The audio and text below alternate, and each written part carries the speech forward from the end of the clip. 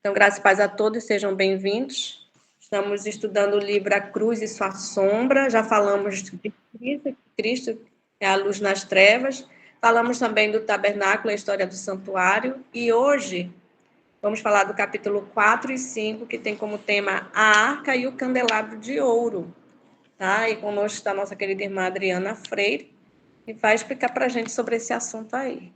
Bom dia, irmã Adriana. Bom dia, irmã Alexandra, bom dia a todos, graça e paz. Então, é um privilégio muito grande estar aqui com os irmãos, e eu sei que vocês já oraram em seus corações, continuem orando para que Deus possa falar nessa manhã. Então, como foi mencionado, como a irmã Alexandra falou, são dois temas de suma importância que me tocou bastante quando eu estava estudando, né, sobre a arca e o candelabro de ouro. Desde já, quero falar que eu não vou ler os textos na Bíblia por causa do tempo, mas quem quiser anotar, eu vou mencionando os textos, vou falando um pouco e mencionando os textos para que vocês possam conferir todos na Bíblia. Quem quiser se aprofundar mais, leiam esses textos, porque vai dar um clareamento enorme para quem tem alguma dúvida, quem não conhece ainda o assunto. Então, falando um pouquinho sobre a arca, na verdade, era a figura central de todo o santuário. Então, era muito sagrado. E eu pude, sabe, era como se eu estivesse ali, quando eu estava lendo. E a quebra da lei contida na arca era o único motivo para todos os serviços sacrificais, tanto típico como antitípicos. E quando o Senhor deu instruções para construir o santuário, Deus disse assim: a primeira instituição foi essa: também farão uma arca de madeira de acácia. E Deus deu todas as medidas, certinha, tinha todas as medidas, que era 2 côvados e meio era o comprimento, 1 côvado e meio a largura e 1 côvado e meio a altura. E ela era revestida de ouro puro por dentro e por fora. E na parte superior havia uma moldura de ouro ao redor. Então, assim, era uma coisa muito linda, né? Era maravilhosa. E nós vamos poder contemplar essa arca, né? Então, em nome de Jesus. E a cobertura da arca era o propiciatório, que a gente já fala um pouquinho, nesse capítulo já fala do propiciatório que fazia parte da arca, que também era de ouro púrpuro. E em cada extremidade do propiciatório havia um querubim de ouro, esse era um ouro batido, e esses querubins tinham as asas estendidas, cobrindo a arca, e com suas faces voltadas reverentemente para a lei de Deus ali contida.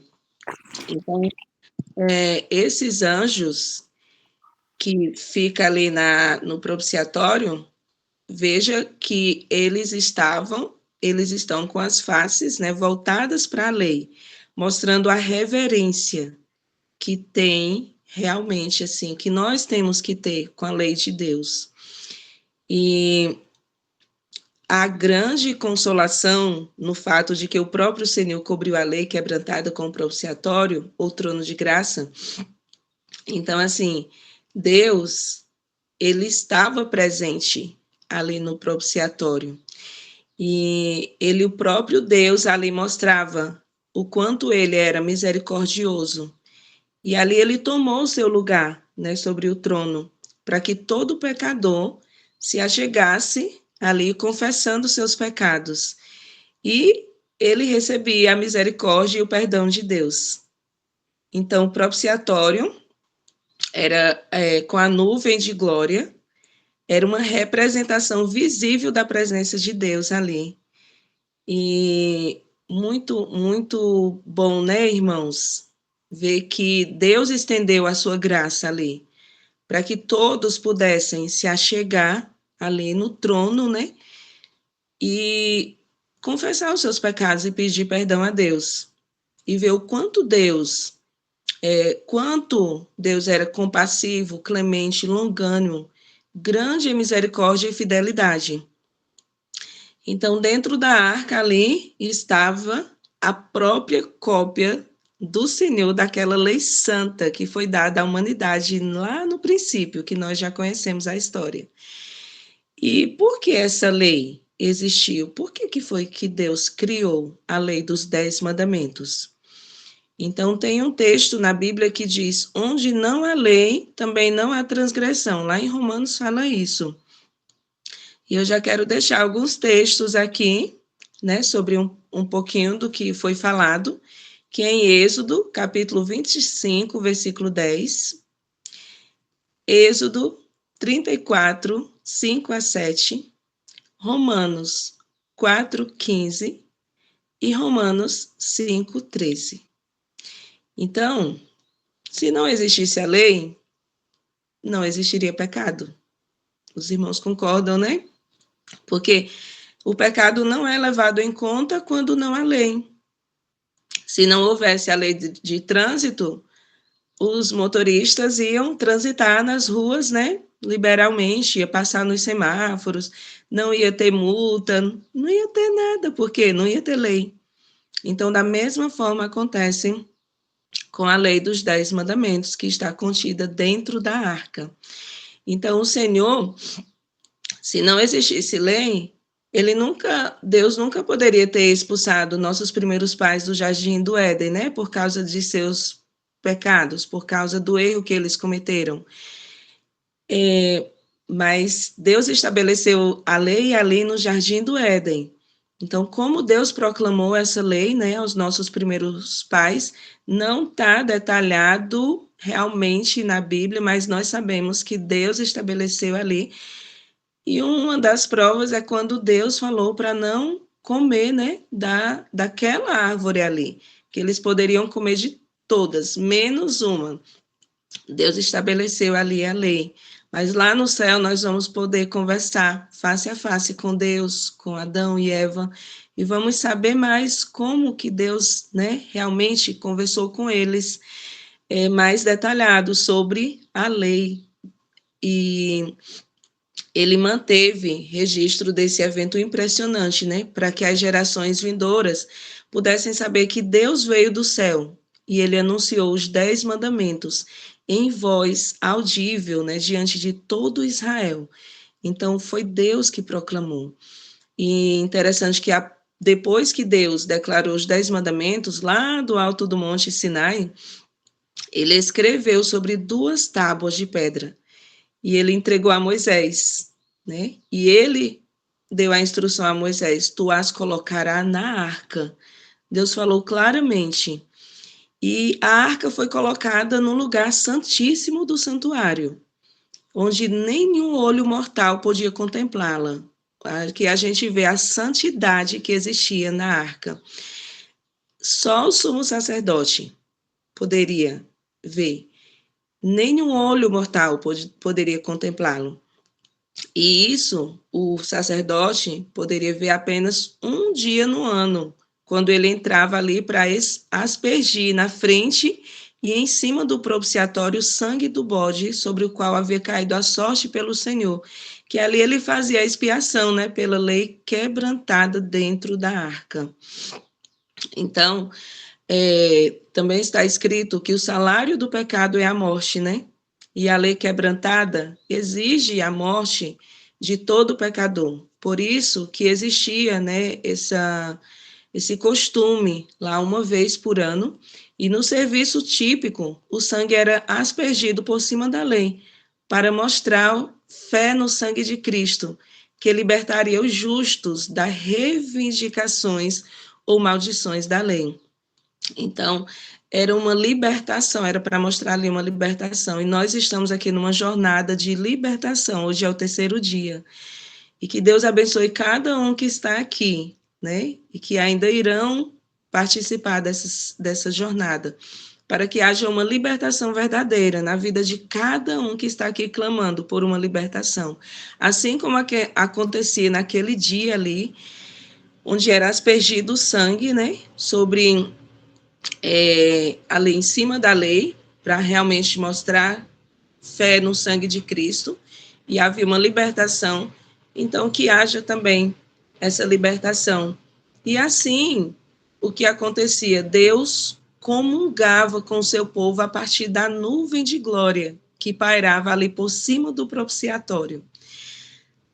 Vou citar mais alguns textos, que é Deuteronômio, capítulo 4, versículos 10 e 13 a 13, Êxodo, capítulo 31 e 18, capítulo 31, verso 18, Romanos 6, 23, Levítico 16, 15 e Gálatas 3, 13.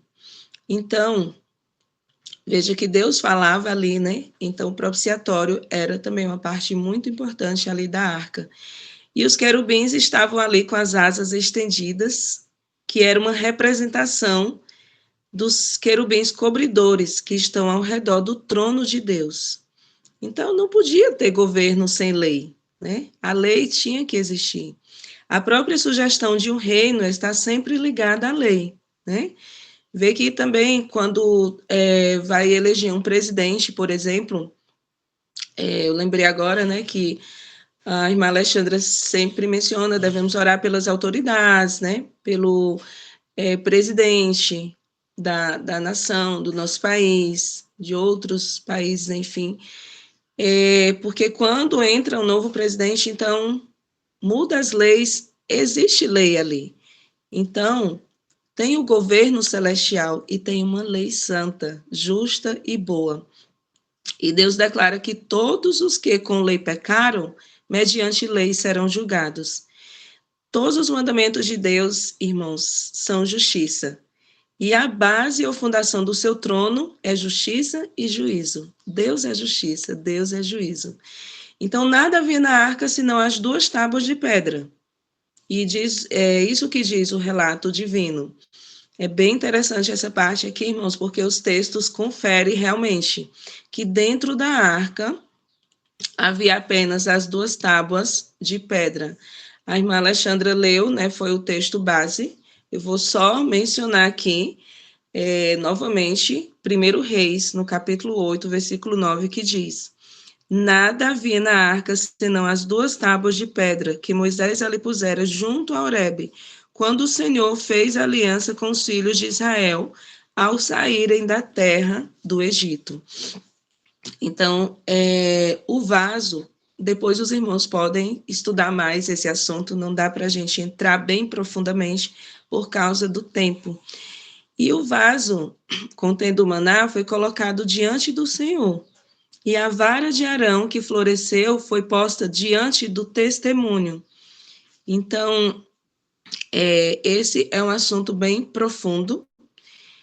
E interessante, como nós já conhecemos a história, nenhuma mão profana tinha permissão de tocar na arca. Não era qualquer pessoa que poderia tocar na arca.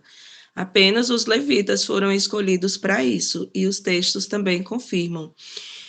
E nós sabemos, né, na história, que Uzá, ele foi morto por uma desobediência. Ele estendeu a mão. Na verdade, ele foi segurar a arca. Quando os bois ali, né, puxavam, tropeçaram, e milhares de homens de Bet-Semes foram mortos por olharem para dentro da arca. Então, ninguém, senão os levitas, apenas os levitas, ninguém tinha permissão para carregar aquele receptáculo sagrado, que realmente era muito sagrado, a arca.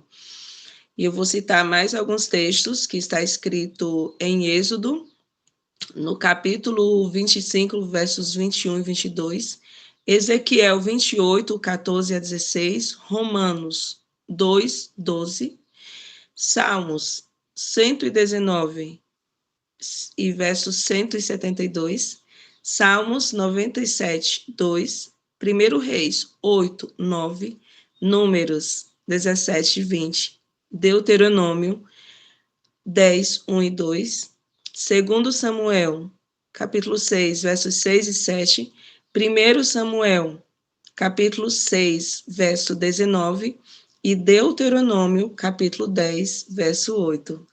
Eu imagino que não dá para escrever realmente, mas quem tiver interesse, depois eu posso passar os textos. É muito rápido mesmo, né, irmã Selma? Mas, por causa do tempo mesmo, mas eu posso anotar e passar depois para os irmãos. Então, ali, por ocasião, né, de uma batalha com os filisteus, também aconteceu o quê? Os filhos de Eli, né, ele era o sumo sacerdote, e os filhos de Eli, Ofni e Finéias, eles levaram a arca para o campo de batalha. E a arca foi capturada pelos filisteus.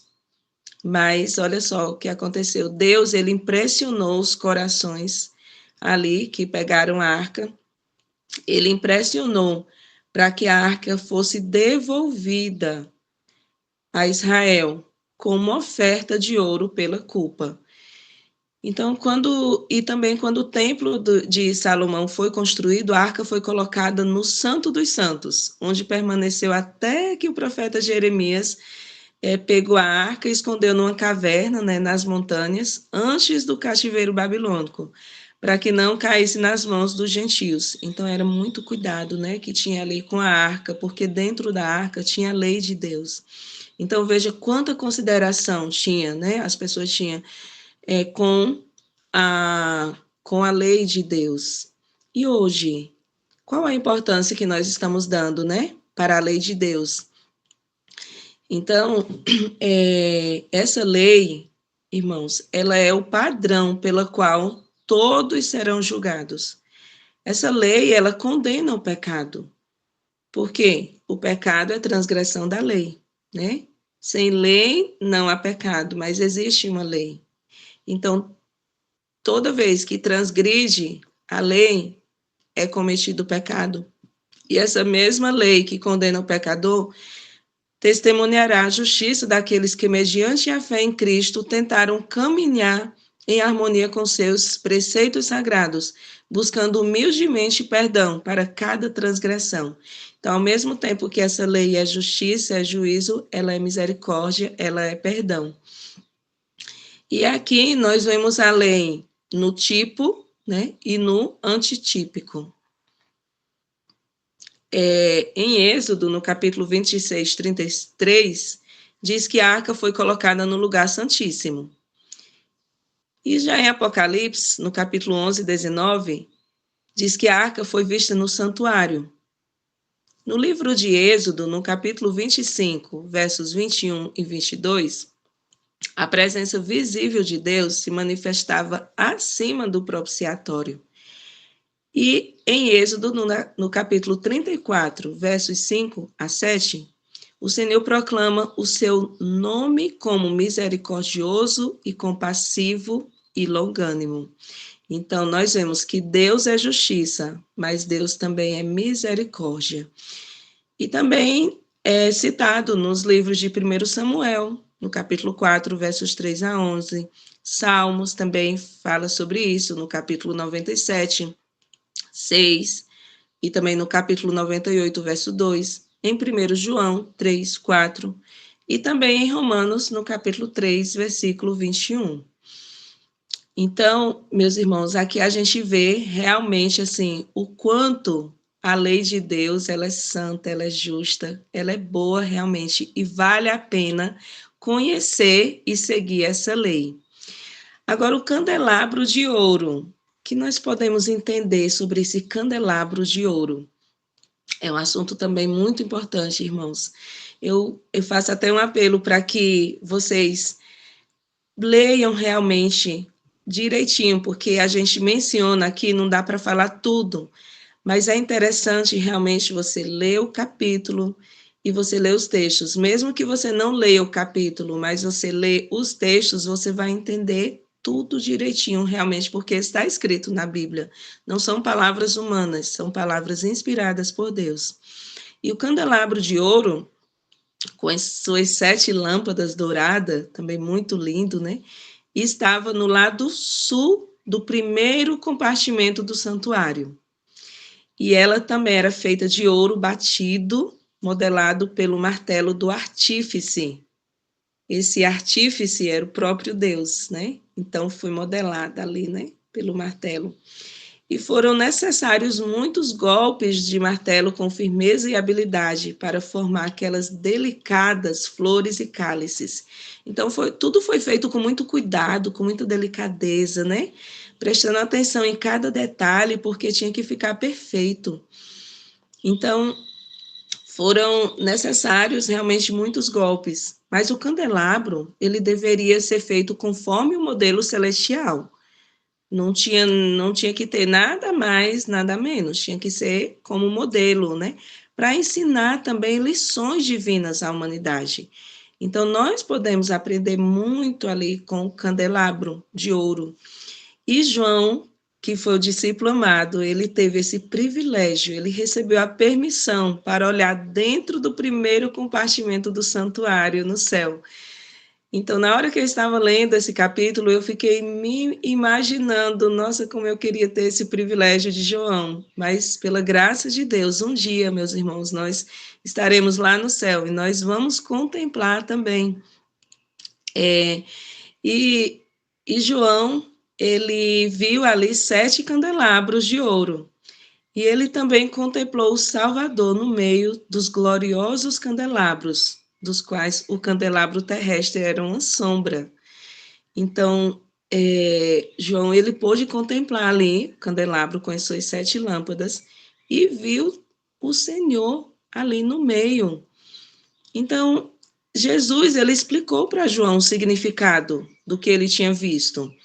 Porque realmente, se não houvesse uma explicação, também nós não iríamos entender o que significava esse candelabro com as 7 lâmpadas, né? Então, ele disse que os 7 candelabros realmente eram as 7 igrejas, são as 7 igrejas. Eu também não vou adentrar nesse assunto das 7 igrejas, não é mencionado detalhadamente nesse capítulo, mas eu convido também os irmãos a estudarem sobre as 7 igrejas, né? O estado de cada uma, as fases, o que se passou ali em cada igreja, né? E como Jesus realmente ele anda, visita as igrejas. Então, o número 7 na Bíblia nós sabemos que indica um número completo, né? O número da perfeição. E o candelabro de ouro batido, né, com os 7 cálices das lâmpadas, era uma figura e sombra das coisas celestiais.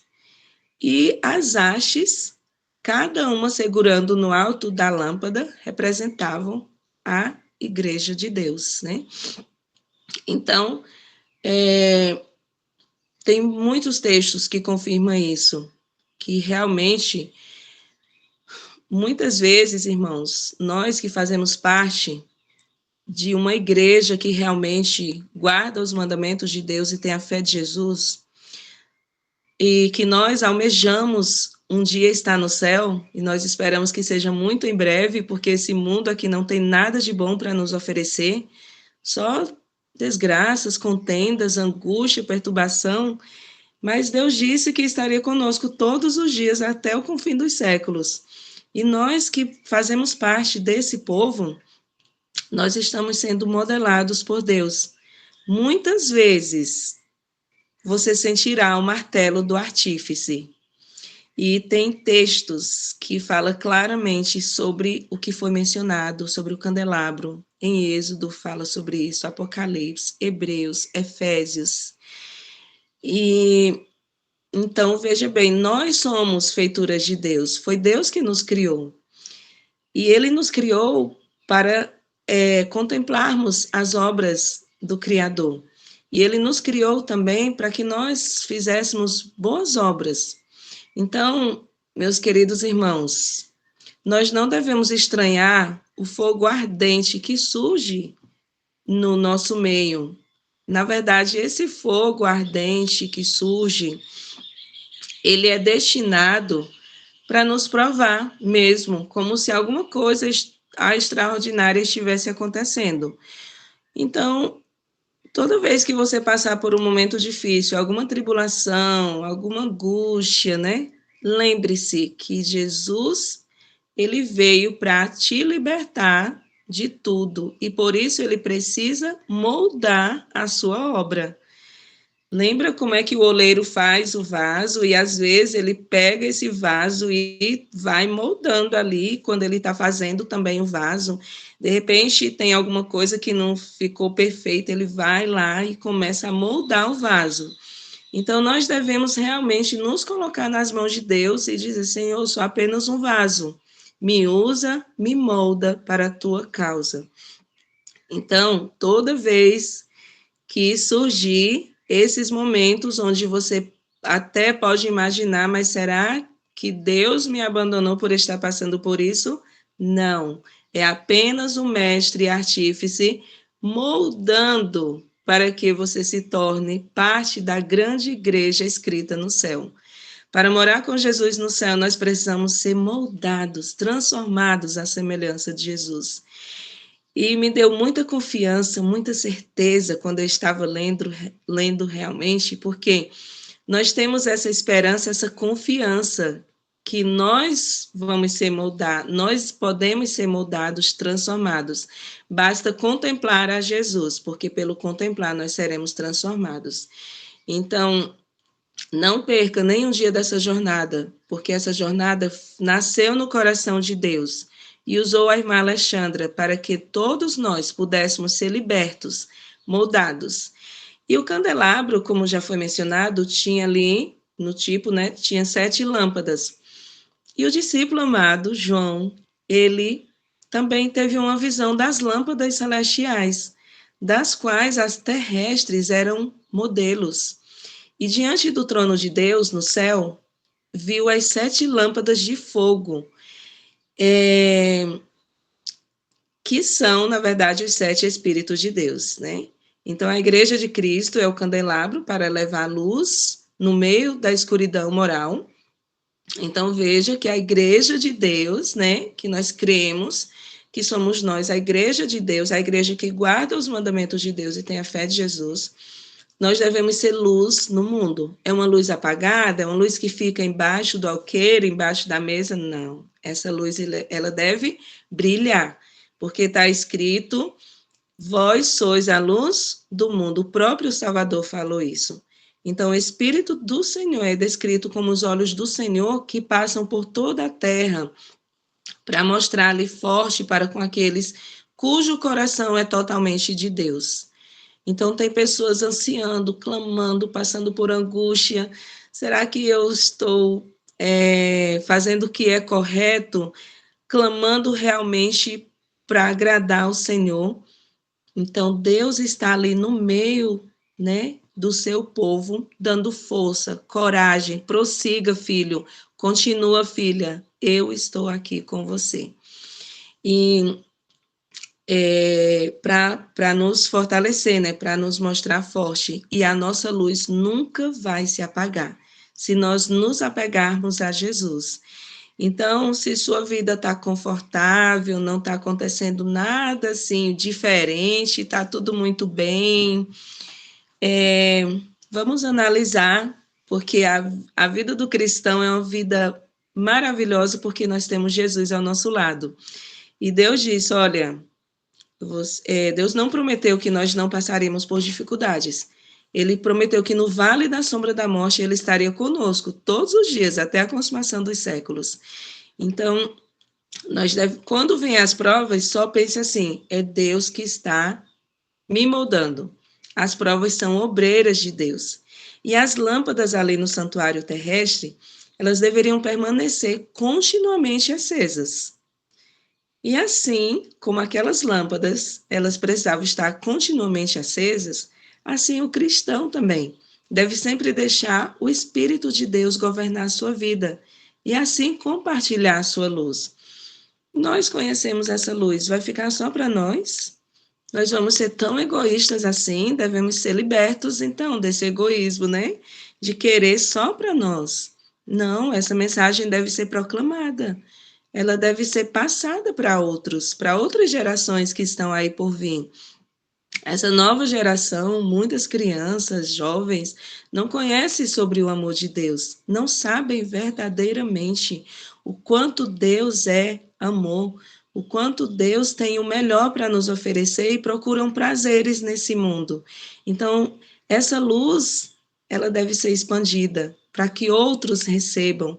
E a nossa missão, nosso propósito, Deus nos criou com o propósito de ser luz para as nações. Então, ali somente o sumo sacerdote poderia realizar a sagrada obra de acender as lâmpadas no santuário terrestre. Ele as preparava e acendia todas as manhãs e todas as tardes. Então, vejamos esse detalhe.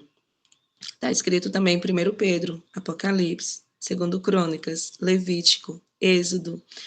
Então, vejamos que ele fazia isso, qual horário? Todas as manhãs e todas as tardes. Então, assim, ninguém também, exceto o sumo sacerdote, que ele foi tentado em todas as coisas, a nossa semelhança, mas Deus também, ele pode conceder ajuda quando nós necessitamos. Então, pela manhã, nós precisamos do Espírito Santo de Deus. Então, assim como o sacerdote ia lá, acendia a lâmpada, de manhã nós devemos fazer o quê? Acender a lâmpada também, buscar a Deus, o Espírito Santo, para que ele possa dirigir durante o dia. E à tarde nós precisamos também de Deus, do Espírito Santo, para iluminar as nossas mentes, né? E fazer agora uma retrospectiva, uma revisão, como foi o nosso dia, o que nós fizemos, será que nós agradamos a Deus em tudo, né? Para que nós possamos detectar ali as falhas que a gente cometeu, né? Os fios soltos ali, né? Na urdidura das nossas vidas.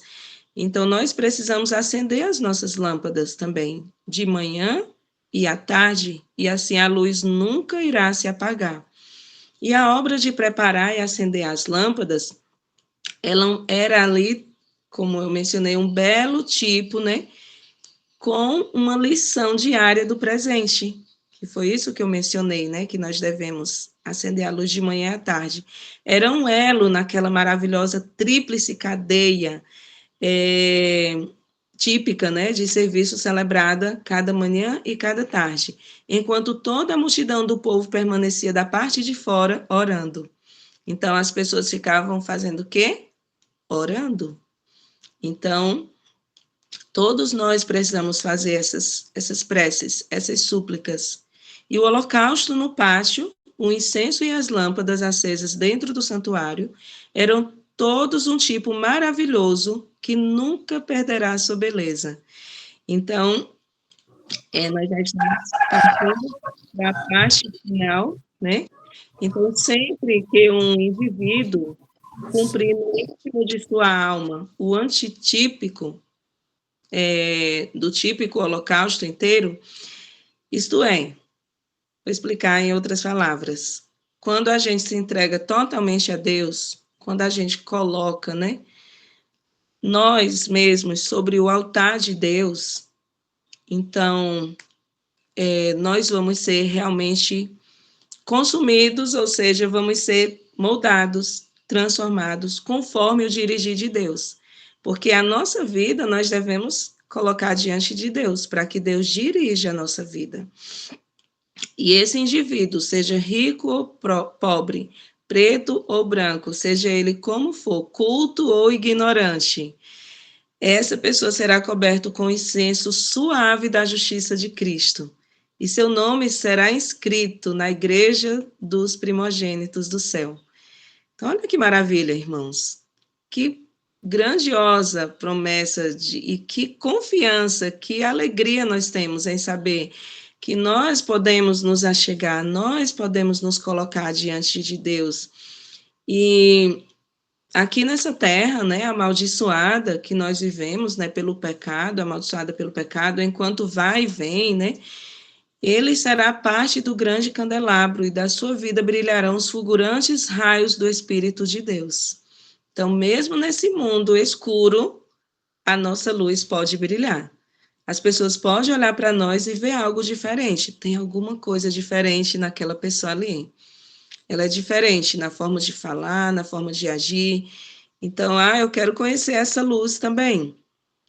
Então, uma pergunta reflexiva, né, para nós, que pode surgir, né, em muitos corações. Como podemos me tornar?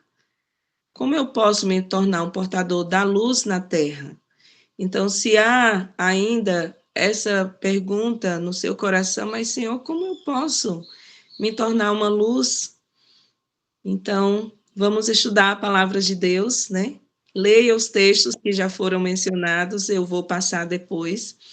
E aqui a gente vê o exemplo de Zorobabel, quando Zorobabel estava esforçando-se sob circunstâncias muito adversas para reconstruir o templo em Jerusalém.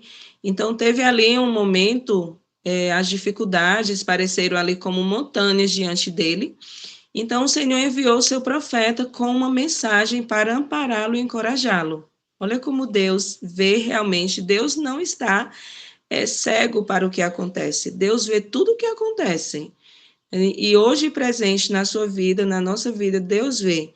E Zacarias teve uma visão dos candelabros de ouro e também foi mostrado de onde vinha o óleo que abastecia as lâmpadas.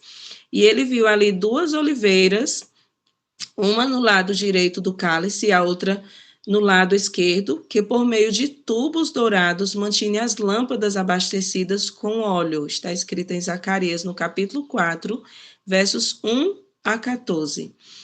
E ali essas lâmpadas, né, que eram abastecidas com óleos, era para que brilhassem intensamente. E aí o profeta perguntou ao anjo, né, o significado daquilo que ele viu. E o anjo respondeu assim: esta é a palavra do Senhor a Zorobabel. Não por força nem por poder, mas pelo meu espírito, diz o Senhor dos Exércitos. Então ele enviou uma mensagem a Zorobabel para seguir em frente e disse que a montanha das dificuldades se tornaria plana diante dele e que tão certo como vive, como as suas mãos lançaram os alicerces da casa do Senhor, assim ele a terminaria. Olha que bênção, que maravilha. Deus falou ali, não vai, e continua. E Zorobabel estava caminhando pela fé nas palavras dos profetas que tinham predito como e quando Jerusalém seria reconstruída. Mas esses profetas estavam mortos.